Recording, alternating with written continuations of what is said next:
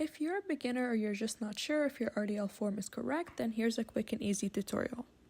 First, start with no weight at all until you're comfortable with the form. Make sure your feet are not too narrow or too wide. Keep them shoulder width apart. Then use a wall as a reference because you're going to be focusing on pushing your hips back towards that wall. Keep your back neutral, don't arch or round your back.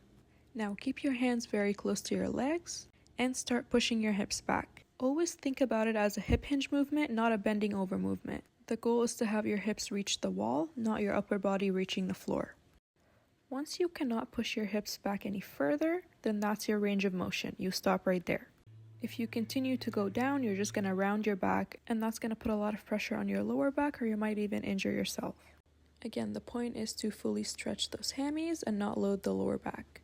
And if you want more emphasis on the glutes, then as you're pushing your hips back, just bend your knees slightly. They are pretty much the same. You would just bend your knees a little bit more if you're doing more glute focus. So this is hammies, and this would be glutes. Now that you got the form right and you're comfortable with it, you can start adding weight. I always prefer dumbbells, especially for beginners, because you get to keep your hands as close to your legs as possible. For example, if you were to use a barbell right away, your arms might start to drift away from your body, and that's going to put a lot of tension on your lower back. And same thing with the cable machine. I see a lot of people use it and recommend it, but personally I'm not a big fan of it.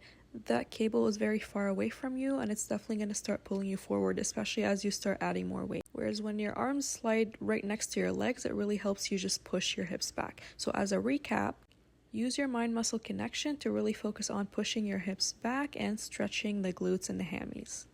And instead of increasing the weight very fast, focus on adding more reps. Don't go all the way down, you can stop right about here.